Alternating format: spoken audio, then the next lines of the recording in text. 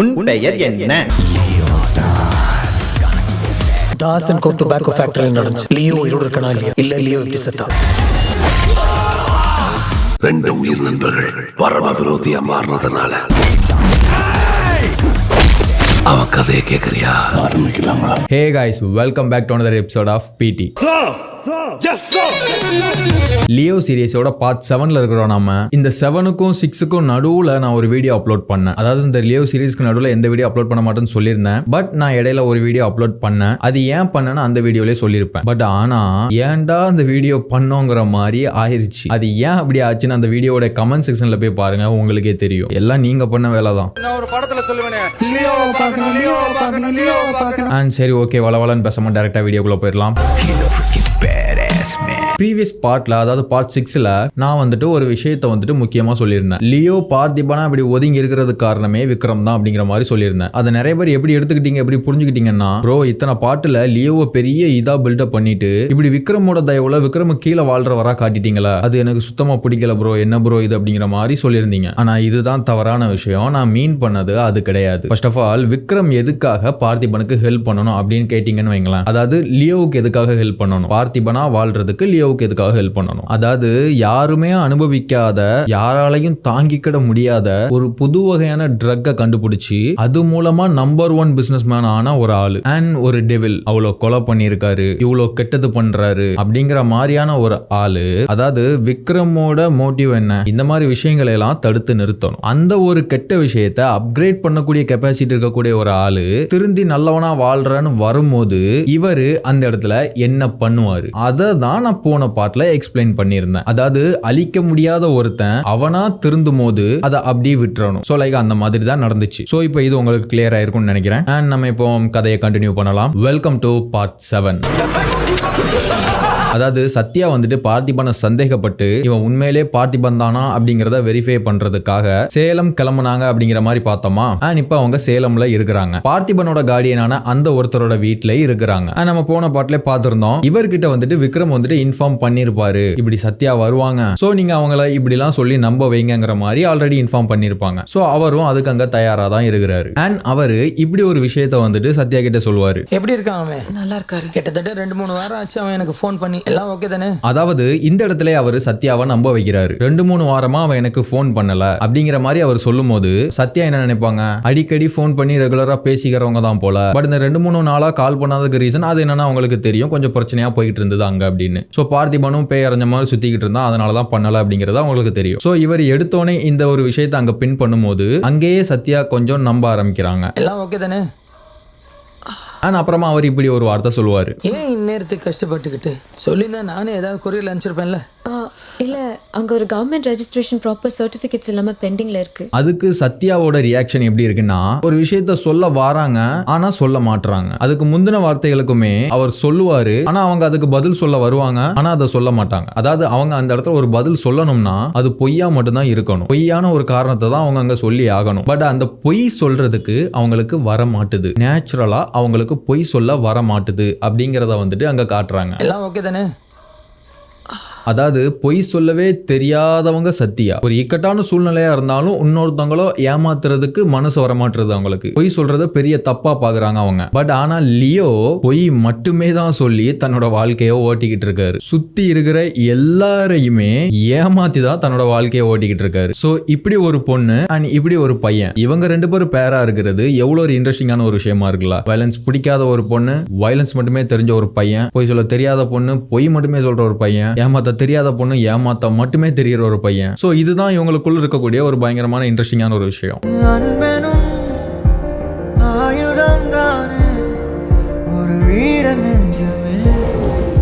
அங்க சத்யா பொய் சொல்ல தெரியாம திணறிக்கிட்டு இருக்கும் போது அங்க பிரியா வந்துட்டு ஒரு பொய் சொல்லி சமாளிப்பாங்க.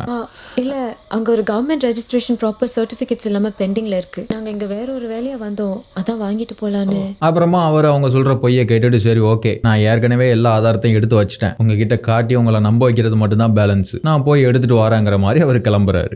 இருக்கு, இருங்க எடுத்துட்டு வரேன். அண்ட் அப்புறமா ஜோஷியோட வெரிஃபிகேஷன் போர்ஷன். சிம்லால உள்ள சென்ட்ரல் ஜெயில இருக்கக்கூடிய அந்த லியோ சம்பந்தப்பட்ட ஒருத்தரை பாக்குறதுக்காக ஜோஷி போயிருக்காரு. அங்க அவருக்கு பிடிச்ச சரக்கெல்லாம் வாங்கி கொடுத்து, முக்கியமா பாட்டில கூட ஓபன் பண்ணி கொடுப்பாரு. அதாவது என்ன வேணுமோ வாங்கிக்கோ, எடுத்துக்கோ. தயவு செஞ்சு நான் கேட்கறதுக்கு மட்டும் பதில் சொல்லிரு. இந்த பிராண்ட் தானே வேணும்னு கேட்டீங்க? ஏன்னா ஜோஷிக்கு தேவையான அந்த விஷயத்தை பத்தி தெரிஞ்சவங்கல்ல பேலன்ஸ் இருக்கிறவர் இவர் ஒருத்தர் மட்டும்தான். இவரை விட்டா வேற ஆளு கிடையாது. சோ ஜோஷி கேக்குறாரு, Das and co tobacco factory அது சம்பந்தப்பட்ட ஆளுங்க ஆந்தனி, ஹெரோல், இவங்க 2 பேரோட ஆன்டி சர்ச்சருக்கான லியோ பத்தி எதுவுமே தெரியல. லியோ சாகும்போது அவன் கூட இருந்த ஆளுங்கள்ல இன்னி தேதி வரைக்கும் உயிரோடு இருக்கிற ஒருத்தர் நீங்க மட்டும்தான். எனக்கு நீங்க ஒண்ணு தான் பண்ணணும். இந்த போட்டோல இருக்கிறது லியோ இல்லையான்னு பார்த்து சொன்னீங்கன்னா. ஸோ இப்போ நம்ம எல்லாருக்குமே தெரியும் இவர் வந்துட்டு ஃபேக்கான ஒரு விஷயத்த தான் சொல்ல போறாரு அப்படிங்கிறது. பட் எதுக்காக ஃபேக்கான ஒரு விஷயத்த சொல்லணும் அப்படின்னு கேட்டீங்கன்னா, இவர்கிட்டையும் வந்து விக்ரம் வந்துட்டு இன்ஃபார்ம் பண்ணியிருப்பாரா அப்படின்னு கேட்டீங்கன்னா அது கிடையாது. நாம ஃபேக்கான அந்த பிளாஷ்பேக்ல பார்த்த மாதிரியே இவர் லியோவுக்கு முக்கியமான ஒரு ஆளு தான். அதாவது லியோவுக்கு நெருக்கமான ஒரு ஆளு தான். லியோ உயிரோட தான் இருக்காரு. அதாவது அந்த நியூஸ் பேப்பரை பார்த்து அவர் தெரிஞ்சுக்கிட்டாருல, அப்போ வந்துட்டு அவருக்கு தெரிய வரல. அவருக்கு ஆல்ரெடியே தெரியும் லியோ வந்துட்டு உயிரோட தான் இருக்கான். அவன் எங்க இருந்தாலும் அவன் இருந்தா நல்லா இருந்தா போதும் அப்படின்னு நினைக்கக்கூடிய ஒருத்தர் தான் இவரு. சோ இப்போ இந்த மாதிரி லியோவுடைய ஃபேஸ் வெளியில வந்துருச்சு அப்படிங்கறது வந்துட்டு இவருக்கு தெரிஞ்சது இல்லையா? அப்பவே அவருக்கு தெரிஞ்சிருக்கும். எப்படினாலும் அங்க சுத்தி இங்க சுத்தி நம்ம கிட்ட ஒரு தடவை வருவாங்க, இது லியோ தானான்னு கேட்கறதுக்கு வருவாங்கங்கிறத அவருக்கு தெரியும். சோ அதுக்காகவே ஃபேக்கான ஒரு விஷயத்தை வந்துட்டு அவர் அப்பவே ரெடி பண்ணி வச்சிருவாரு. அது ஏன் அப்படிங்கறது வந்துட்டு பிளாஷ்பேக் நான் சொல்ல சொல்ல உங்களுக்கே தெரியும், நீங்களே பாருங்க. அதாவது ஜோஷியோட கடப்பா ஃப்ரெண்ட் சொல்லும் போதே சொல்லுவாரு, இன்னும் 2 நாள்ல நீ அவனை பார்த்தா தான் உண்டு, அதுக்கப்புறம் தூக்கு அப்படிங்கிற மாதிரி சொல்லுவார் இல்லையா? சோ நீ அவனை பார்க்கணும்னா இன்னும் 2 நாளுக்குள்ள பார்த்தா மட்டும்தான் உண்டு. சோ இப்போ அதை மைண்ட்ல வச்சுக்கிட்டு ஜோஷி அவர்கிட்ட ஒரு விஷயம் சொல்றாரு. எனக்கு புரியுது, உங்க கண்ணில் எனக்கு சாவு பயம் தெரியுது, உங்களுக்கும் 3 நாள் தூக்குன்னு சொன்னாங்க. அதாவது ஜோஷி கேட்கிற கேள்விக்கெல்லாம் அவர் அமைதியாவே இருக்கிறதுனால, தலை குனிஞ்சே இருக்கிறதுனால அவர் அந்த தண்டனைக்காக பயந்து இருக்கிறாரோ, இன்னும் 2 நாள்ல நம்ம இறந்துருவோம் அப்படிங்கிற அந்த பயத்துல இருக்கிறாரோ அப்படிங்கிறதுக்காக, அவர் பயத்தை போக்குறதுக்காக இப்படி ஒரு விஷயம் சொல்றாரு ஜோஷி. என்ன நடந்து மட்டும் சொன்னீங்கன்னா இப்ப கூட ஒரு பெட்டிஷன் போட்டு உங்க தூக்கு தண்டனையை மறுபரிசீலனை செய்ய என்னால முடியும். பட் ஆனா அவரு நான் 2 நாள்ல நான் செத்துருவேன் அப்படிங்கிற அந்த கவலையே இல்லாத மாதிரி, நான் சாக போறதை நினைச்சு நான் கேர் பண்ணிக்கவே இல்லை அப்படிங்கிறத வந்துட்டு தெரியப்படுத்துற மாதிரி ஒரு விஷயம் பண்றாரு. என்ன நடந்தது மட்டும் சொன்னீங்கன்னா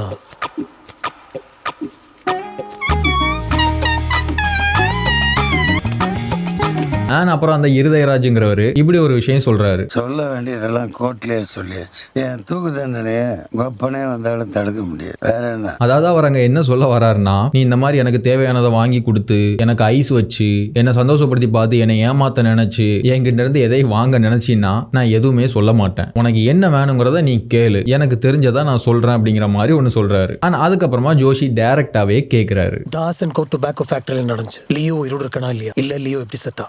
அதுக்கப்புறமா அவர் வந்துட்டு ஃபேக்கான ஒரு விஷயத்தை தான் சொல்ல போறாரு. பட் ஆனா அதை அப்படி டைரக்டா சொல்லிட்டா, இவனடா கேட்ட உடனே சொல்லிட்டான், ஒருவேளை அடிச்சு விட்டானோ இல்ல எதுவும் பொய் சொல்லிட்டானோ அப்படின்னு அவர் நினைக்க கூட கூடாது அப்படிங்கிறதுக்காக அந்த ஃபேக்கான கதைக்கு முன்னாடி ஒரு லீட் கொடுக்குறாரு. இதை நான் உனக்காகவோ இதுக்காகவோ சொல்லல. எப்படி என்ன 3 நாள் நான் செத்து போயிருவேன், அதுக்கப்புறம் அவனை பத்தி நான் பேச முடியாது, அதுக்காக சொல்றேன். இப்படி ஒரு விஷயத்த சொல்லி நம்ம சொல்றோம் அப்படின்னா உண்மையதான்பா இவன் சொல்றான் அப்படிங்கிற மாதிரி ஒரு எண்ணம் வரும்ல, அதுக்காக இப்படி சொல்லி கதையை ஸ்டார்ட் பண்றாரு. அண்ட் அவர் ஃபிளாஷ்பேக்கை சொல்றாரு.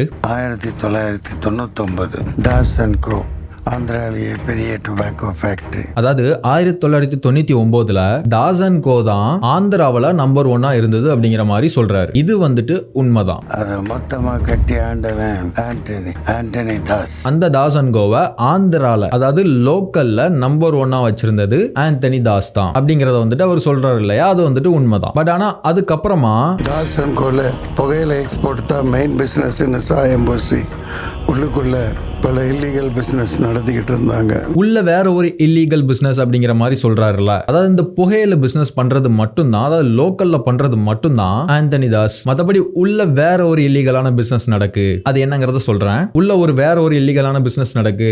Local, national, international Das and co business பெருசாகிட்டே இருந்தது. நேஷனல், இன்டர்நேஷனல் அளவுக்கு அந்த பிசினஸ் கொண்டு போகுது. அதாவது ஆந்தனி தாஸ் கொண்டு போறான் அப்படிங்கிற மாதிரி அவர் சொல்றாருல, அது வந்துட்டு உண்மை கிடையாது. அந்த கிரெடிட் வந்துட்டு லியோவுக்கானது. புகையிலன்னு வெளியில சொல்லி உள்ள வேற ஒரு பிசினஸ் பண்றான், அது நேஷனல், இன்டர்நேஷனல் லெவல்ல அவன் பிசினஸ் பெருசாக்குது. அந்த ஒரு விஷயத்த பண்றது வந்துட்டு லியோ. பட் இங்க ஏன் ஆந்தனி தாஸ் அப்படின்னு சொல்றாருன்னா, அதான் நான் சொல்லியிருந்தேன்ல, இந்த இடத்துல மட்டும் இல்ல, இந்த என்டையர் பிளாஷ்பேக்லயே லியோவை மோசமானவன் அப்படிங்கிற மாதிரி கதை சொல்ல மாட்டாரு. அதாவது இது எதுக்காகன்னா, சப்போஸ் லியோவுடைய உண்மையான முகத்தை கண்டுபிடிச்சிட்டாங்க, இவன் பார்த்திபன் கிடையாது லியோ தான் அப்படின்னு கண்டுபிடிச்சாலும், இவன் அவ்வளவு மோசமானவன் இல்லப்பா, ஜஸ்ட் அவன் அப்பனுக்கும் சித்தப்பனுக்கும் கீழே வேலை செஞ்சான் அப்படிங்கிற மாதிரி நினைச்சு மன்னிச்சு விட்டுட்டு வாழ ஆரம்பிப்பாங்கல்ல அப்படிங்கிறதுக்காக சொல்றாரு அவரு. அண்ட் அதுக்கப்புறமா அந்த நரபலிங்கிற ஒரு விஷயத்த சொல்லுவாரு. அவனோட சாம்ராஜ்யம் வளர்றதுக்கு உயிர் பலி கொடுக்கறது மட்டும்தான் அவனோட பெரிய நம்பிக்கை. அது ஆடு மாடுல ஆரம்பிச்சு கடைசியில மனுஷங்களை நரபலி கொடுக்கற அளவுக்கு போயிருச்சு. இதுவுமே லியோ தான் பண்றாரான்னு கேட்டீங்கன்னா அது கிடையாது. இந்த ஒரு மூட நம்பிக்கை வந்துட்டு ஆந்தனி தாஸுக்கு இருக்குது. அவர் தான் வந்துட்டு இந்த நரபலிலாம் கொடுக்கறாரு.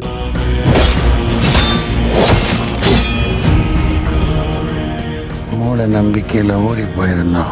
இது ஆடு மாடுல ஆரம்பிச்சு மனுஷ வரையும் போருன்னு சொல்றாருல, இது வந்துட்டு உண்மைதானா அப்படின்னு கேட்டீங்கன்னா அதை நான் வந்துட்டு சொல்றேன், கதையோட ஃப்ளோல சொல்றேன். அண்ட் அதுக்கப்புறமா வந்துட்டு ஹெரால்ட் தாஸ் பத்தி சொல்றாரு. தம்பி ஹெரால்ட் தாஸ் இந்த உலகத்திலேயே ஆண்டனி நம்புற ஒரே ஆள். பட் இங்க ஓப்பனிங்ல ஒரு விஷயம் சொல்றாருல ஹெரால்ட பத்தி, ஆந்தனி நம்பக்கூடிய ஒரு ஆளு, அது மட்டும்தான் ஹெரால்டுக்கான உண்மையான ஒரு விளக்கம். அதாவது ஹெரால்ட பத்தி அது மட்டும்தான் உண்மையா சொல்றாரு. ஏன்னா ஹெரால்டுக்கு இந்த பிசினஸ் பத்தின வேற எந்த நாலேஜும் கிடையாது. ஜஸ்ட் ஒரு ஸ்ட்ராங்கான ஒரு செக்யூரிட்டி மாதிரி, ஒரு ஸ்ட்ராங்கான ஒரு மென் மாதிரி ப்ரொடெக்ஷன் கொடுக்கக்கூடிய ஒரு ஆளு, அதாவது ஒரு தளபதினு வச்சுக்கோமே. இப்ப ஆந்தனி தாஸ் வந்துட்டு ராஜா அப்படின்னா இவர் வந்துட்டு தளபதி அந்த ஃபேக்டரிக்கு. சோ அப்படின்னா ஹெரால்ட் வந்துட்டு ஆந்தனிக்கு விசுவாசமா இருப்பாரு. அந்த விசுவாசத்தை ஆந்தனி நம்புறாரு அப்படிங்கிற மாதிரி. ஆனா அதுக்கப்புறமா லியோ பத்தின ஒரு விஷயத்தையும் ஹெரால்ட் மேல அவர் தூக்கி போட்டு கதை சொல்லுவாரு. கனடால படிக்க போனவே இன்டர்நேஷனல் ட்ரக் கேட்டல்ஸ் பல பேரோட லிங்க்ல தாஸ் அண்ட் கோ பிசினஸ் அங்க எக்ஸ்பாண்ட் பண்ணோம். இப்படி இன்டர்நேஷனல் லெவலுக்கு தாஸ் அண்ட் கோவை கொண்டு போறது வந்துட்டு லியோ தான். இப்ப இந்த இடத்துல நான் ஒரு விஷயத்த சொல்லிடுறேன், நான் முன்னாடி உள்ள பார்ட்ஸ்லயே சொல்லியிருப்பேன், பிளாஷ்பேக் வரும்போது சொல்றேன் அப்படின்னு சொல்லிட்டு. இவங்க எல்லாம் லியோவை தேடி வர காரணம் என்ன? இருக்கிற எல்லா வேலையும் விட்டுட்டு எதுக்கு லியோவை கூப்பிடுறாங்க அப்படின்னு கேட்டீங்கன்னா, ஆந்தனி தாஸுக்கு தாஸ் அண்ட் கோ வந்துட்டு லோக்கல்ல மட்டும் இல்ல உலகத்திலேயே நம்பர் 1 மாறணும் அப்படிங்கிற ஒரு பெரிய பேராசை இருக்கு. ஹெரால்டுக்கு இந்த ஆசைக்கு எதிராக எவனும் வரக்கூடாது, வர விட மாட்டேன் அப்படிங்கிற ஒரு எண்ணம் இருக்கு. சோ ஆந்தனிக்கு அப்படி ஒரு எண்ணம் இருக்கிறதுனால தான் லியோவை தேடி அவர் வருவாரு. ஏன்னா ஆந்தனியோட கெப்பாசிட்டியை வச்சு லோக்கல்ல மட்டும் தான் நம்பர் 1 இருக்க முடியும். பட் லியோவுடைய கெப்பாசிட்டி இருந்தா மட்டும்தான் வேர்ல்ட்ல நம்பர் 1 கொண்டு வர முடியும் தாஸ் அண்ட் கோவை. அதுக்காக தான் லியோவை உள்ள கூப்பிடுறதுக்காக அவர் அவ்வளவு போராடுறாரு. லியோ வந்துட்டு ஒரு புது வகையான ட்ரக்கை வந்துட்டு கண்டுபிடிப்பாரு. வேர்ல்ட்லயே நம்பர் 1 ட்ரக் கார்டல் தாஸ் அண்ட் கோ ஆக்கணும்னு அவன் உருவாக்கின போதை மருந்து டத்தோரா நாளாக அதனோட டிமாண்ட் மார்க்கெட்ல ஏற ஆரம்பிச்சது. அதை வச்சு தான் தாஸ் அண்ட் கோவை வேர்ல்ட்ல நம்பர் 1 கொண்டு வருவார். அதை அவரால் மட்டும்தான் பண்ண முடியும். அவர் லீவ் ஆனதுனால ஆந்தனி தாஸோட அந்த ஆசை நிராசையாயிருச்சு. இப்போ அவர் திரும்ப இருக்காருன்னு தெரிஞ்சதுக்கு அப்புறம் திரும்பவும் அதை முதல்ல இருந்து ஆரம்பிக்கணுங்கிறதுக்காக அவரை கூட்டிட்டு வர நிக்கிறாரு. இதுதான், இதை புரிஞ்சுக்கோங்க, ஓகேவா? அண்ட் இப்போ ஆந்தனியை பத்தியும் ஹெரால்ட பத்தியும் ஒரு பொய் சொல்லிட்டாரு. இப்போ லியோவை பத்தி சொல்லணும்ல, அதாவது இருக்கிற எல்லா கெட்ட பேரையும் அவங்க 2 பேர் தலையில போட்டுட்டு லியோவை பத்தி ஒன்னு சொல்லுவாரு பாருங்களேன். பிசினஸ் மேல இருந்து அவங்க பாத்துக்கிட்டாலும் கீழே கிரவுண்ட்ல இறங்கி வேலை செய்யறதுக்கு ஒருத்தர் வேணும்ல. ஆண்டனியோட பையன் தாஸ், லியோ தாஸ். அதாவது லியோவுக்கு இது சம்பந்தமா ஒண்ணுமே தெரியாது. ஜஸ்ட் தன்னோட அப்பனும் சித்தப்பனும் ஒரு விஷயம் சொல்றாங்க, அதை நம்ம செய்யறோம், அவ்வளவுதான், மத்தபடி அவனுக்கு வேற ஒண்ணுமே தெரியாதுங்கிற மாதிரி அவர் அங்க சொல்றாரு. அதாவது லியோ மோசமானவன் இல்ல அப்படிங்கறத வந்துட்டு பதிவு பண்றாரு. ஆனா அப்புறமா ஒரு ஃபைட்டு சாங் இதெல்லாம் வரும், இதெல்லாம் வந்துட்டு ஃபேக் தான். சோ அதை பத்தி நம்ம பேசி டைம் வேஸ்ட் பண்ண வேண்டாம்.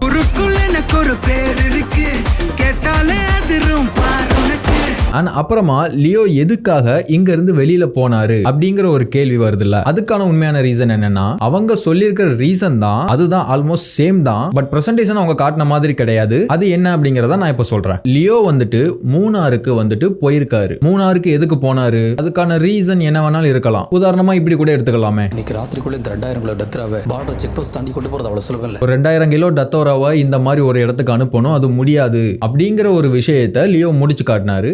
தடுத்தாலும் முடியாதுனாலும் நான் இறக்கி காட்டுறேன் இல்லையோ. சோ அதை செலிப்ரேட் பண்றதுக்காக சாங்லாம் வச்சிருந்தாங்கல்ல, அது கிடையாது. சோ அந்த வேலை விஷயமா மூணார் போயிருக்கலாம், அல்லது அதை பினிஷ் பண்ணதுனால ஒரு ரிலாக்ஸேஷனுக்காக அங்க போயிருக்கலாம், ஏதோ ஒரு வேலைக்குமா கூட அங்க போயிருக்கலாம், எதுவா வேணாலும் இருக்கலாம். பட் அங்க போன இடத்துல தான் சத்யாவை அவர் பாக்குறாரு. அவருக்கு அவங்கள பார்த்ததும் ஒரு வித்தியாசமான ஒரு ஃபீலிங். அங்க ஒரு முறை நடுவினிலோ திருவினில் இந்த வெயிலினில் இந்த வெளிச்சத்தில் மழை வரும் என நினைத்தரும் என அண்டத்தின் அது தெரியும்ல எப்படி இருக்கும் அப்படின்னு. அதை வேர்ட்ஸா எப்படி எக்ஸ்பிளைன் பண்ண எனக்கு தெரியல. பட் அவருக்கு அங்க ஒரு பயங்கரமான ப்ளஷர். ஆனா அவர் அங்க ஒரு வித்தியாசமா ஃபீல் பண்றாரு அந்த இடத்துல. அண்ட் சேம் ஃபீலிங் சத்யாவுக்குமே லியோவை பார்த்ததும். ஆனா அதுக்கப்புறமா லியோ ரிட்டர்ன் ஆந்திராக்கு வராம அங்கே இருக்கிறாரு. அண்ட் சத்யாவுக்குமே லியோவை பிடிச்சிருக்கு. அண்ட் அவங்களே லியோவை அப்ரோச் பண்றாங்க.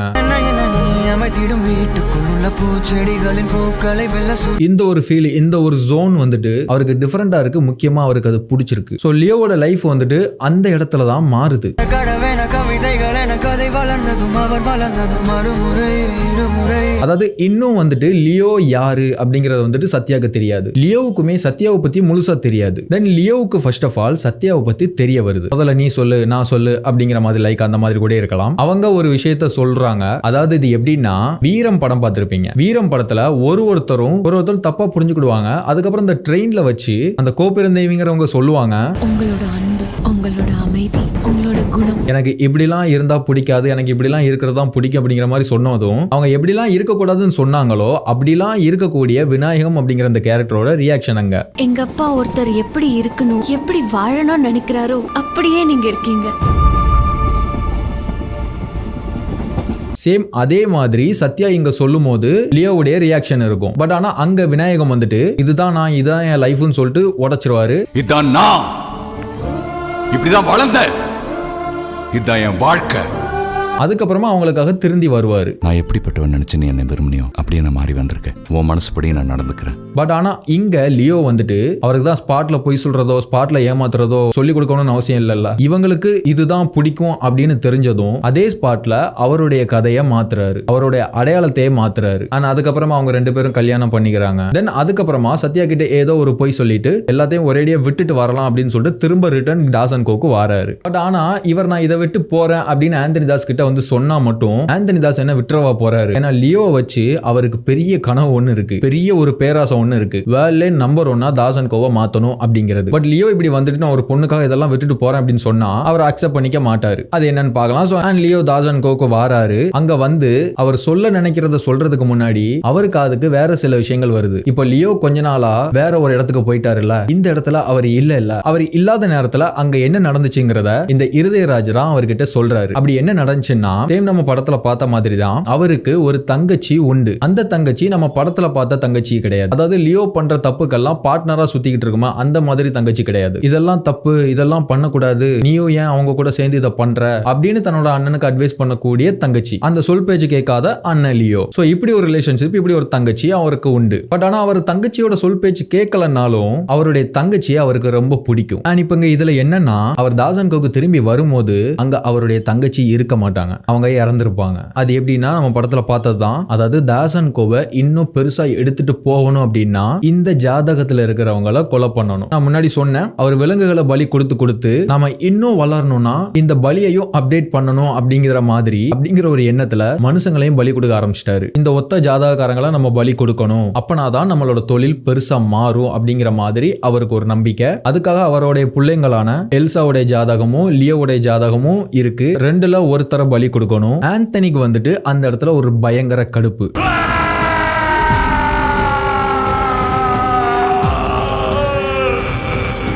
அதாவது பாசத்துக்காக பிள்ளைங்களை கொலை பண்ண வேண்டிய கட்டாயம் வருதா அப்படிங்கிறதுக்காக அவர் எமோஷன் ஆகுறாரு அப்படின்னு நீங்க நினைக்கிறீங்கன்னா அது கிடையாது. இப்போ அவர் வந்துட்டு லியோவை வந்துட்டு பலி கொடுக்க முடியாது, ஏன்னா அவனை வச்சுதான் நம்ம அதை வந்துட்டு பெருசாக்க முடியும். சேம் எல்சாவை பலி கொடுத்தாலும் லியோவை மீறி அதை பண்ணவும் முடியாது. அப்படி நம்ம அதை பண்ணாலும் அது லியோவுக்கு பிடிக்காத ஒரு விஷயம். சோ இப்போ அவர் அங்க என்னதான் பண்ணுவாரு ஆந்தனி தாஸ். சோ அப்படி ஒரு எமோஷனை தான் அங்க காட்டுறாரு. வேற வழியே இல்லையா, வேற வழியே இல்லையா.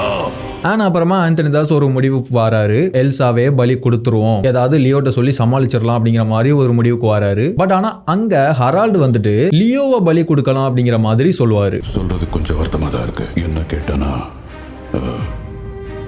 லியோ தான் சொல்வேன்.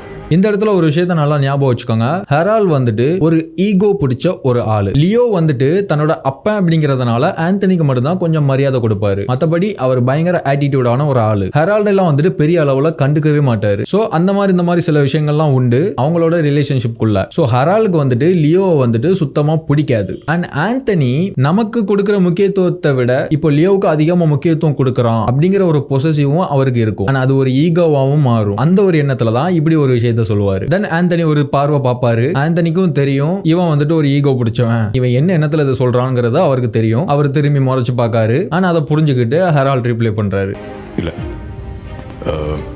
டெசிஷன் டெசிஷன் நீ பண்ண. தென் எல்சாவை கொல்லலாம்னு முடிவு பண்ணி லியோ இல்லாத டயத்துக்காக வெயிட் பண்ணி லியோ இல்லாம போனதுக்கு அப்புறமா எல்சாவை பலி கொடுக்கணும்ட்டு அவகிட்டே போய் கேக்குறாங்க. ஆந்தனி தாஸ் வந்துட்டு எல்சா கிட்ட கெஞ்சுறாரு. அதாவது எல்சாவை பிடிச்சி ஃபோர்ஸ் பண்ணி வந்து பலி கொடுக்கல, அவகிட்ட வந்துட்டு போய் கெஞ்சுறாங்க. சொன்னா புரிஞ்சுக்கோ, உன் குடும்பத்துக்காக இதை பண்ணு, உன் அப்பனுக்காக இதை பண்ணு, உன் அண்ணனுக்காக இதை பண்ணு, உன் சித்தப்பனுக்காக இதை பண்ணு, இந்த ஒரு தியாகத்தை பண்ணு அப்படிங்கிற மாதிரி கெஞ்சுறாரு. அவங்களுக்கு வந்துட்டு நீ இப்படிதான், நீ இப்படி எல்லாரையும் கொன்றுவ, நான் இதை லியோ கிட்ட சொல்லுவேன் அப்படி இப்படிங்கிற மாதிரி தப்பிக்க நினைக்கிறாங்க, ஓடுறாங்க. அதுக்கப்புறமா அந்த ஒரு சலசலப்புல ஹரால் வந்துட்டு எல்சாவை வந்துட்டு கொன்னுறாரு. அவருக்கு வந்துட்டு லியோ மேல மட்டும் கோவம் கிடையாது, சேம் எல்சா மேலயுமே அவருக்கு ஒரு கோவம். சோ அந்த மாதிரி ஒரு சமயத்துல அந்த மாதிரி ஒரு எண்ணம் இருக்கிற ஒரு ஆளு ஒரு கத்தியை வச்சு கொன்னுறாரு. எல்சா வந்துட்டு இறந்துடுறாங்க. அவன் என் தங்கச்சி மட்டும் இல்ல,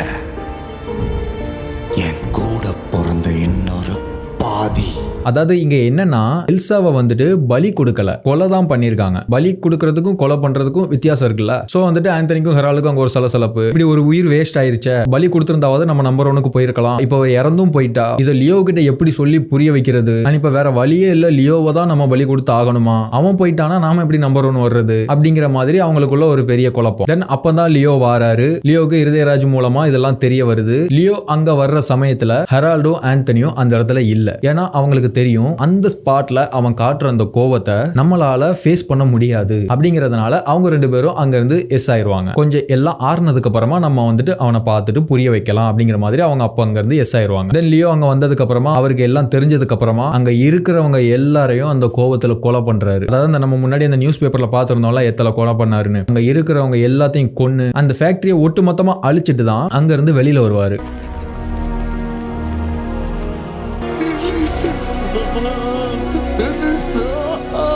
இப்போ லியோ வந்துட்டு ஆல்ரெடி அவங்களோட சாம்ராஜ்யத்தை அழிச்சிட்டாரு, அவங்களுடைய கனவே அழிச்சிட்டாரு அப்படின்னு வச்சுக்கோங்களேன். அதுக்கப்புறமா இனிமே அவருக்கு என்ன இருக்கு? இப்போ வந்துட்டு அவர் வந்துட்டு தனி ஆள் கிடையாது, அவருக்கு வந்துட்டு கல்யாணம் ஆயிருச்சு. அவர் வேற ஒரு வாழ்க்கைக்கு முடிவெடுத்து தான், அவர் ஒரு வேற ஒரு வாழ்க்கைக்குள்ள போறதுக்காக தான் இங்க வந்துட்டு போலாமன்ட்டு வந்திருக்காரு. இங்க வந்தா அவரோட வாழ்க்கை எப்படி இல்லாமோ மாறி போயிடுச்சு. லியோ அப்படிங்கிற அந்த வாழ்க்கையும் அழிஞ்சு போச்சு. சேம் அவருக்கு வேற ஒரு வாழ்க்கை அங்க காத்துக்கிட்டு இருக்கு. தென் அதுக்கப்புறமா அந்த வாழ்க்கைக்குள்ள அவர் போறாரு. அவர்களுக்குமே உன்முகம் கொண்ட இரு மகள்களை இறையருளிட அனைவரும் அழகிய சுய படங்களை எடுக்கவே. லியோவை எப்படி விக்ரமுக்கு தெரியும் அப்படின்னு ஒரு கேள்வி இருக்குல்ல, அது எப்படின்னு கேட்டீங்கன்னா லியோவை வந்துட்டு விக்ரமுக்கு தெரியும். ஏன்னா இப்படி ஒருத்தன், இப்படி ஒரு பிசினஸ் பண்ணிட்டு இருக்க ஒருத்தன், இவ்வளவு மோசமான ஒருத்தன், இப்படி புது வகையான ட்ரக்கை கண்டுபிடிக்கிற அளவுக்கு கேப்பபிலிட்டி இருக்கக்கூடிய ஒருத்தன், அப்படி ஒருத்தன் இருக்கும்போது அது எப்படி விக்ரமுக்கு தெரியாம இருக்கும்? தென் அதுக்கப்புறமா அந்த ஃபேக்டரியை பிளாஸ்ட் பண்ணது வந்துட்டு வெளியில நியூஸா போகுது இல்ல, அது வந்துட்டு விக்ரமுக்கு தெரிய வருது. இது லியோ மூலமா தான் நடந்திருக்கு அப்படிங்கிறது விக்ரமுக்கு தெரிய வருது. அவனோட சாம்ராஜ்யத்தை எதுக்காக அவனே அழிக்கிறான் அப்படிங்கிறதுக்கான காரணத்தையும் விக்ரம் தெரிஞ்சுக்கிறாரு. தென் அவர் ஒரு வேற ஒரு வாழ்க்கைக்குள்ள போறதையும் விக்ரம் புரிஞ்சுக்கிறாரு. சோ தென் அவருக்கு வந்துட்டு விக்ரம் ஹெல்ப் பண்றாரு. இப்படி ஒருத்தன் நல்லவனா வாழ முடிவெடுத்து எல்லாத்தையும் விட்டுட்டு போற வரைக்கும் நல்லது, நமக்கு ஒரு பெரிய வேலை மிச்சம் அப்படின்னு அவர் நினைச்சிட்டாருனே வச்சுக்கோங்களேன். ஏன்னா லியோவை கண்ட்ரோல் பண்ண முடியாது, அவனே வெளியில போறான்னா அவன் அப்படியே விட்டுறணும் அப்படிங்கிற மாதிரி விக்ரம் வந்துட்டு லியோக்கு ஹெல்ப் பண்ணி அப்படிதான் இந்த ஒரு விஷயம் எல்லாம் பிரசன்ட்ல நடக்கிறதா நம்ம வந்துட்டு ப்ரீவியஸ் பார்ட்ல பார்த்திருந்தோம். சோ இப்போ இதுதான் வந்துட்டு லியோவுடைய ஒரிஜினலான பிளாஷ்பேக். பட் ஆனா நான் ஒருத்தரை பத்தி இந்த என்டையர் பிளாஷ்பேக்லயுமே எதுவுமே பேசலையே, அதாவது ரோலக்ஸ். ரோலக்ஸுக்கும் லியோவுக்கும் என்ன சம்பந்தம் அப்படிங்கறத வந்துட்டு நான் சொல்லணும் இல்லையா? அதாவது நான் முன்னாடியே சொல்லியிருந்தேன், லியோவை பத்தின விஷயங்களை எல்லாம் ஆந்தனி ஹெரால் மேல போட்டு ஒரு பொய் சொன்னாரு இருதயராஜ் டிசோசா அப்படிங்கிற மாதிரி சொல்லியிருந்தானா, அதுல ஒரு பொய்யான கனடால போய் படிக்க போனாரு அப்படிங்கிற மாதிரி ஒன்னு சொல்லுவார்ல. கனடால படிக்க போனவன் இன்டர்நேஷனல் ட்ரக் கேட்டல்ஸ் பல பேரோட லிங்க்ல. அப்போதான் அந்த டைம் பீரியட்ல தான் லியோவுக்கும் ரோலக்ஸுக்கும் உள்ள கனெக்ஷன் இருந்திருக்கு. அதாவது லியோவுக்கு இப்போ வந்துட்டு 22 வயசு ஆகுது. இப்போ 2 வருஷத்துக்கு முன்னாடி அவர் இந்த போதை மருந்து ட்ரக் மேக்கிங் ஸ்கில்லாம் டெவலப் பண்ணது அந்த கனடால தான். இதுலயும் கனடா அப்படிங்கிற அந்த ஒரு விஷயம் உண்மையா போயான்னு எனக்கு தெரியல. பட் ஆனா ஏதோ ஒரு கண்ட்ரி தான், அங்கதான் ரோலக்ஸுக்கும் லியோவுக்கும் உண்டான கனெக்ஷன் இருக்கு. அங்க அவர் படிக்க போன இடத்துல லியோவும் ரோலக்ஸும் ஃப்ரெண்ட்ஸா இருந்திருக்காங்க. அப்போ அங்க அவங்க 2 பேரும் சேர்ந்து தான் இப்படி ஒரு ட்ரக்கை பிசினஸா கொண்டு வரலாம்னு பிளான் பண்றாங்க. அதாவது அவங்க 2 பேரும் பார்ட்னர்ஸ் ஆகுறாங்க. அப்போ லியோவுடைய பேக்ரவுண்ட் வந்து ஆல்ரெடி ஒரு டொபாக்கோ ஃபேக்டரி வச்சிருக்கிற ஒரு ஃபேமிலில இருந்து வந்தவர் லியோ. அங்க இருந்து இவர் வெளியில வந்து சில விஷயங்களை கத்துக்கிட்டு போய் அந்த டொபாக்கோ ஃபேக்டரி வந்துட்டு ட்ரக் ஃபேக்டரியா மாத்தி அதை நெக்ஸ்ட் லெவல்ல இன்டர்நேஷனல் லெவல்ல கொண்டு போறாரு. அதுக்கு முன்னாடி ரோலக்ஸும் லியோவும் ஒன்னா இருக்கும்போது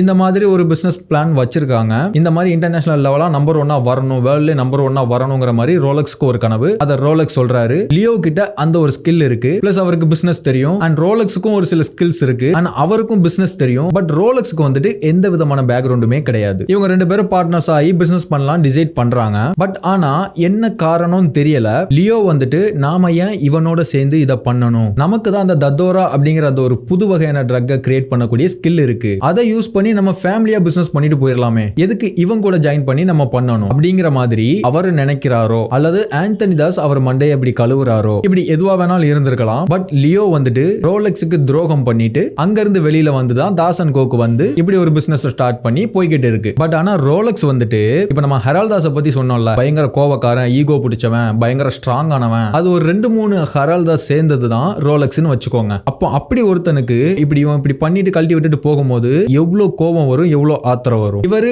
இங்க ஃபேமிலியோட பிசினஸ் ஸ்டார்ட் பண்ணி நம்பர் 1 எடுத்துட்டு போயிட்டு இருக்காரு. அட் தி சேம் டைம் அவங்களுக்கு ஆப்போசிட்டா ரோலெக்ஸ் அந்த பிசினஸ் தனியா ஸ்டார்ட் பண்றாரு. அவரும் ஒரு லெவலுக்கு வராரு. பட் ஆனா தாஸ் அண்ட் கோவை பீட் பண்ண முடியல அவரால. பிகாஸ் ஏன்னா பிளாஷ்பேக்ல ஒரு டைலாக் இருக்கும், மார்க்கெட்ல எவனும் பார்க்காத அனுபவிக்காத ஒரு போதை தத்தோரா கொக்கைனை விட கொடூரமா இருந்துச்சு. அதாவது கொக்கைனை விட மோசமானது இந்த தத்தோரா அப்படிங்கிற மாதிரி இருக்குல்ல. பட் ஆனா இந்த தத்தோராவை கண்டுபிடிக்க தெரிஞ்சது லியோவுக்கு மட்டும்தான். லியோ தான் கண்டுபிடிச்சாரு. சோ அதனால தான் அவர் நம்பர் 1 ஆக முடிஞ்சது. பட் ஆனா ரோலெக்ஸுக்கு அது தெரியல. அப்படியே இங்க பிரசன்ட்டுக்கு வந்தீங்கன்னா, அதாவது விக்ரம் படத்தோட கிளைமேக்ஸ்ல ரோலெக்ஸ் தான் வந்துட்டு நம்பர் 1 இருப்பாரு. அவர் நம்பர் 1 இருக்கிறதுக்கு காரணம் என்ன, லியோ வந்துட்டு ஃபீல்ட் அவுட் ஆனதுனால. அந்த தத்தோராங்கிற விஷயம் லியோ போனதுக்கு அப்புறம் இல்லாம போனதால இப்போ ரோலெக்ஸ் மட்டும் தான் டாப்ல இருக்கிறாரு. அண்ட் விக்ரம் கிளைமேக்ஸ்ல ரோலெக்ஸ் ஒரு சில டைலாக் சொல்வார்ல, ஆனா அந்த டைலாக்ஸ்க்கு முன்னாடி அவருடைய கேரக்டர் எப்படிப்பட்டதுங்கிறத வந்துட்டு காட்டுறாங்க பாருங்க. சென்னையில இவ்வளவு பெரிய லாட் நம்ம கையை விட்டு போனதுக்கு காரணம் அமர்னு ஒருத்தன், ஆளோட பேக்ரவுண்ட் மிலிட்டரி. எங்க சைடுல சரக்கு காணா போனதுக்கு காரணம்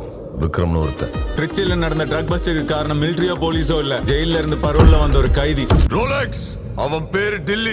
இப்படி ஒருத்தரா ஒரு விஷயம் சொல்லுவாங்க. அதாவது ரோலெக்ஸோட பிசினஸுக்கு பிரச்சனையா இருக்கக்கூடியவங்களை பத்தி ஒருத்தரும் ஒன்னு சொல்லுவாங்க. எவனும் என்னோட வழியில தடையா இருக்கக்கூடாதுன்னு நினைக்கிற ஒரு ஆளு ரோலெக்ஸ். இப்ப இப்படி எல்லாம் தடை இருக்குன்னு சொல்லிக்கிட்டு இருக்கும்போது ஒருத்தர் வாராரு. அதாவது இவர் யாருன்னா ரோலெக்ஸோட ஒரு ரைட் ஹேண்ட், ரோலெக்ஸுக்கு ரொம்ப நெருக்கமானவர், ரோலெக்ஸோட ஒரு கீ. இந்த சந்தனத்துக்கு ஒரு போன் கால் வரும்ல, அப்ப சந்தனத்துக்கிட்ட பேசுவார்ல கீ ரோலெக்ஸ் அப்படின்னு சொல்லிட்டு, அது வந்துட்டு இவர் தான். இல்லன் பை, அடுத்த கால் ரோலெக்ஸ் கிட்ட இருந்து வரும். ரோலெக்ஸ் அதாவது இவர் எவ்வளவு ரோலெக்ஸுக்கு நெருக்கமானவர்னா, எல்லாரும் ரோலெக்ஸை பார்த்து பயந்துகிட்டு இருப்பாங்க, எல்லாரும் தள்ளி நின்று தான் பேசிக்கிட்டு இருப்பாங்க. ஆனா இவர் மட்டும் பக்கத்துல போய் பேசுவாரு. அந்த அளவுக்கு ஒரு க்ளோஸ் ஆன ஒரு ஆளு. அவர் ஒரு வார்த்தை சொல்லுவாரு, ரோலெக்ஸ் இவனெல்லாம் தேடி கண்டுபிடிச்சு கொல்றது கஷ்டம், முதல்ல நம்ம டிஸ்ட்ரிபியூஷன் ஆரம்பிப்போம். இந்த மாதிரி இவங்களை எல்லாம் கண்டுபிடிக்கிறது கஷ்டம், நம்ம வேலையை ஆரம்பிக்கலாம் அப்படிங்கிற மாதிரி சொல்லுவாரு. அப்போ அங்க ரோலெக்ஸுக்கு பயங்கரமா ஈகோ ஹர்ட் ஆகி கோவம் வந்துரும். அதான் ஆல்ரெடி சொல்லியிருந்தேன்ல, ஹெரால்டுக்கு ஒரு 5-6 பேர் சேர்ந்த மாதிரி தான் ரோலெக்ஸ் அப்படிங்கிற மாதிரி சொல்லியிருந்தேன்ல. அவர் எவ்வளவு நெருக்கமானவருங்கிறத நம்ம பார்த்திருந்தோம். இப்படி ஒரு வார்த்தையை சொன்னதும், என் வழியில குறுக்க நிற்கிறவனை கண்டுபிடிக்கிறது கஷ்டம்னு என்கிட்டே வந்து சொல்றியா, ஒரு செகண்ட் கூட யோசிக்கல,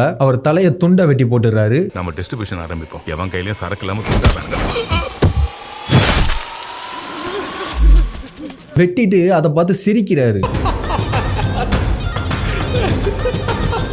ஸோ இவ்வளோ நெருக்கமான ஒருத்தரை பட்டுன்னு ஒரு கோவத்தில் கொலை பண்ணிட்டு கொஞ்சம் கூட அந்த ஃபீலிங்ஸ் இல்லாமல் இருக்காரு. ஸோ இப்போ இந்த ஒரு விஷயத்தால ரோலெக்ஸுங்கிற கேரக்டர் எப்படிங்கிறத வந்துட்டு நமக்கு கன்வே பண்றாங்க. அதாவது ஒரு ஃபீலிங்கே இல்லாத ஒரு கேரக்டர். இப்போ உங்களுக்கு தெரிஞ்சிருக்கும்னு நினைக்கிறேன், லியோவுக்கும் ரோலெக்ஸுக்கும் உள்ள டிஃபரெண்ட் என்ன அப்படிங்கிறது. லியோ கிட்ட ஒரு வீக்னஸ் இருக்கு, அவருடைய ஃபீலிங்ஸ். அதை 2 பேர் மேல வச்சாரு. இந்த ஒரு ஃபீலிங்ஸ் இருக்கிறதுனால தான் அவர் இப்போ நம்பர் 1 இடத்துல இல்லாம போயிட்டாரு. வேற எங்கேயோ கண்காணாத இடத்துல கண்ணுக்கு தெரியாத மாதிரி வாழ்ந்துகிட்டு இருக்காரு. பட் ஆனா ரோலெக்ஸ் கிட்ட அந்த ஃபீலிங்ஸ் சுத்தமா கிடையாதுங்கிறத இதுல நமக்கு கிளியராவே கன்வே பண்றாங்க. சோ ரோலெக்ஸ் வந்துட்டு ஃபீல்ட் அவுட் ஆகணும், அவருடைய தொழில கீழே வந்துடணும் அப்படிங்கிற ஒரு நிலைமை வருதுன்னா அவரு நினைச்சா மட்டும்தான் முடியும். ஆனா அவர் அப்படி நினைக்கவும் மாட்டாரு. ஏன்னா அவர் ஒரு இரக்கம் இல்லாத ஃபீலிங் இல்லாத ஒரு ஆள் இல்லையா. இப்போ ஒருத்தன் வர்றானே, அவன் எவ்வளவு மோசமான ஆள் தெரியுமா? இப்போ ரோலெக்ஸ் வந்துட்டு எவ்வளவு மோசமானவர் அப்படிங்கறது வந்துட்டு உங்களுக்கு தெரிஞ்சிருக்கும். இப்போ ரோலெக்ஸை கம்பேர் பண்ணும்போது லியோ வந்துட்டு நார்மலா தெரியாது இல்லையா. சோ இப்போ நீங்க இப்படி பாருங்க, லியோ கிட்ட மட்டும் இந்த ஒரு வீக்னஸா இருக்கிற ஃபீலிங்ஸ் மட்டும் இல்லன்னு வச்சுக்கோங்களேன். அவரை எதிர்த்து நிக்கிற ஒரே ஆளு ரோலெக்ஸா மட்டும்தான் இருக்க முடியும். அண்ட் அந்த பேட்டிலையும் லியோ தான் வின் பண்ணுவாரு. பிகாஸ் ஃபீலிங்ஸை கழட்டி வச்சுட்டா லியோ அவ்வளவு மோசமானவர். தென் ரோலெக்ஸோட டயலாக்ல வந்துட்டு சொல்லுவாரு, 27 வருஷம் ஆச்சு எனக்கு இந்த இடத்த உருவாக்குறது. இப்போ இந்த 27 வருஷத்துல அந்த 7 வருஷத்துல தான் அவங்க ஒன்னா இருந்திருக்காங்க, பிரிஞ்சிருக்காங்க. இவர் வேற ஒரு பாதையில வேற ஒன்னு ஆரம்பிச்சிட்டாரு ஃபேமிலியோட சேர்ந்து, இவர் தனியா வேற ஒன்னு ஆரம்பிச்சிட்டாரு. அதுக்கப்புறம் லியோவோட இது உடஞ்சு போச்சு அப்படிங்கிற மாதிரிலாம் நடந்தது அந்த 7 வருஷத்துக்குள்ள. அதுக்கு அடுத்து உள்ள அந்த 20 வருஷத்துல தான் ரோலெக்ஸ் வந்துட்டு நம்பர் 1 பிளேஸுக்கு வந்திருக்காரு. அதுவும் சும்மா வரல, கஷ்டப்பட்டு தான் வந்திருக்காரு. தென் ரோலெக்ஸ் இப்படி ஒரு வார்த்தை சொல்வாரு, அப்பனும் பாட்டனும் யாரும் தூக்கி கொடுத்துடல. சோ இதுலயே கிளியரா தெரியுது, குடும்பமா சேர்ந்து பிசினஸ் பண்ணி பெரிய ஆளா வந்தவன் நான் கிடையாது. இது எல்லாம் நான் உருவாக்குனது, இது என்னோட சாம்ராஜ்யம், நான் ஒருத்த மட்டும்தான். அப்படிங்கிற ஒரு விஷயத்த வந்துட்டு அங்க கன்வே பண்றாரு. தென் அதுக்கப்புறமா அவர் பேசுற டயலாக்லாம் இந்த வீடியோக்கு தேவையில்ல, அது நம்ம போக போக பார்க்கலாம். அண்ட் அதுக்கப்புறமா இங்க ஒருத்தர் பிளாஷ்பேக்கை சொல்லிட்டு இருக்காருல, அதாவது ஒரு ஃபேக்கான பிளாஷ்பேக்கை சொல்லிட்டு இருக்காருல, அந்த சீனுக்கு வரலாம். நாம அவர் ஒரு ஃபேக்கா ஒரு விஷயத்த சொல்லி முடிக்கிறாரு. அதாவது லியோ நல்லவன், அவங்க சொன்னதெல்லாம் செய்ய வச்சாங்க, கடைசியில் அவனே இறக்கம் இல்லாம கொண்டுட்டாங்க, லியோ நல்லவங்கிற மாதிரி அவர் ஒரு ஃபேக்கான பிளாஷ்பேக்கை சொல்லி முடிக்கிறாரு. நான் வளர்த்தவே என் கண்ணு முன்னாடி அவன் செத்து சரிஞ்சு அந்த நாள் இன்னும் என் நெஞ்சிலேயே ஒரு. தென் அதுக்கப்புறமா ஜோஷி வந்துட்டு பார்த்திபனோட போட்டோவை காட்டி இதை ஒரு தடவை பார்த்துட்டு சொல்லுங்க அப்படிங்கிற மாதிரி சொல்லுவாரு. இந்த போட்டோ மட்டும் ஒரு தடவை பார்த்துட்டு சொன்னா எல்லா பிரச்சனையும் முடிஞ்சிடும். அதாவது முன்னாடி வந்துட்டு அவர் அந்த பிளாஷ்பேக்கை சொல்றதுக்கு முன்னாடி போட்டோ காட்டினார்ல, அப்போ வந்துட்டு இவர் அந்த போட்டோவை பார்க்கல. ஏன்னா அவர் அதை பார்த்துட்டு அதுக்கப்புறம் தான் ரியாக்ட் பண்ணணும்னு அவசியம் இல்லை. அவர் ஒரு ப்ரிப்பேர்டா வந்திருக்காரு, அதை அங்க பெர்ஃபார்ம் பண்ண போறாரு, அவ்வளவுதான். ஸோ இங்க ஜோஷி வந்து நீங்க இதை பாருங்க, பார்த்துட்டு ஒரு ஆன்சர் பண்ணுங்கிற மாதிரி சொல்லுவாரு. ஸோ அந்த கடமைக்காக அவர் அந்த போட்டோவை பார்த்து இது அவன் இல்லைன்னு வெறும் வார்த்தையா சொல்லாம நம்ம முன்னாடி சொன்ன மாதிரி பிளாஷ்பேக்கை ஆரம்பிக்கிறதுக்கு முன்னாடி நம்ப வைக்கிறதுக்காக ஒரு லீட் கொடுத்தார்ல. எப்படி என்ன 3 நாள் நான் செத்து போயிடுவேன், அதுக்கப்புறம் அவனை பத்தி நான் பேச முடியும், அதுக்காக சொல்றேன். சேம் அதே மாதிரியே இது அவன் இல்ல அப்படிங்கறத சொல்றதுக்கு முன்னாடி நம்ப வைக்கிறதுக்காக ஒரு லீட் கொடுத்துட்டு அதை சொல்றாரு. 1000 பேருக்கு நடுவுல நின்னாலும் அவன் கண்ணை பார்த்து நான் லியோ யாருன்னு கண்டுபிடிச்சிடுவேன், இது அவன் இல்ல. அதுக்கப்புறமா இப்படி ஒரு வார்த்தை சொல்லுவாரு, தேவையில்லாம ஒரு அப்பாவி வாழ்க்கையோட விளையாடாது. இதை வந்துட்டு அங்க அவர் சொல்ல வேண்டிய அவசியமே இல்லையே. ஏன்னா பார்த்திபன்கிற ஒரு அப்பாவிக்கு இவர் சப்போர்ட் பண்ண வேண்டிய அவசியம் என்ன இருக்கு அப்படின்னா அவர் அங்க வளர்றாரு தானே அர்த்தம். அவன் லியோங்கிறவன் பார்த்திபன மாதிரி அப்பாவியா இருக்கான், அவனோட வாழ்க்கையில விளையாடாதீங்க அப்படிங்கிற மாதிரி அவர் சப்போர்ட் பண்றாருங்கிற மாதிரி தானே அர்த்தம். அவர் வந்துட்டு வெல் ப்ரிப்பேர்டா தானே இருக்காரு, ஏன் வளர்றாரு அப்படின்னு கேட்டீங்கன்னா வச்சுக்கோங்களேன், அதுக்கு தான் அந்த சீன்லயே ஆன்சர் இருக்கு. ஒரு ஃபுல் பாட்டிலையும் குடிச்சு முடிச்சுட்டு தான் அவர் அங்க இருந்து எஞ்சிப்பாரு. சோ அவர் வளர்றதுக்கு அது ஒரு ரீசன். எல்லாத்தையும் கரெக்டா பேசிட்டு லாஸ்ட் ஒரு வார்த்தையை மட்டும் வளரிட்டு போவார். அதுக்கப்புறமா ஜோசிக்கு அங்க ஒரு குழப்பம், நம்ம என்னமோ நினைச்சா என்னமோ நடக்க, இதுதான் உண்மையா இல்ல இப்படி ஒரு விஷயம் இல்லையா அப்படிங்கிற மாதிரி பயங்கர குழப்பத்துல நிக்கிறாரு. பட் ஆனா ஜோஷி வந்துட்டு அதை நம்புவாரு, எதாச்சு எந்த அடிப்படையில அதை அவர் நம்புறாரு. தென் பார்த்திபனை பத்தி தெரிஞ்சுக்க போன சத்யாவோட நிலைமை என்ன, பார்த்திபன்கிறவன் வந்துட்டு உண்மையிலே யாரு, இப்ப லியோங்க பார்த்திபனா உயிரோட தான் இருக்காரு அப்படிங்கறது வந்துட்டு எல்லாருக்கும் தெரிஞ்சிருச்சு. ரோலெக்ஸை தவறையா இல்லாட்டி அவருக்கும் தெரிஞ்சிருச்சா அப்படிங்கிற எல்லா விஷயத்தையுமே வந்துட்டு நம்ம நெக்ஸ்ட் பார்ட்ல பார்க்கலாம். ஸோ இப்போ நான் இங்கே வந்துட்டு வீடியோவை முடிக்கிறேன். நீ இன்னும் என்னென்ன எல்சியூ கனெக்ட்லாம் ஃபிலிமில் பேலன்ஸ் இருக்கு, இது எப்படிலாம் போக போகுது அப்படிங்கிறத வந்துட்டு நம்ம நெக்ஸ்ட் போக போக பார்க்கலாம். சரி ஓகே, இப்போ நம்ம வீடியோ முடிச்சுக்கலாம். Take care guys, bye bye.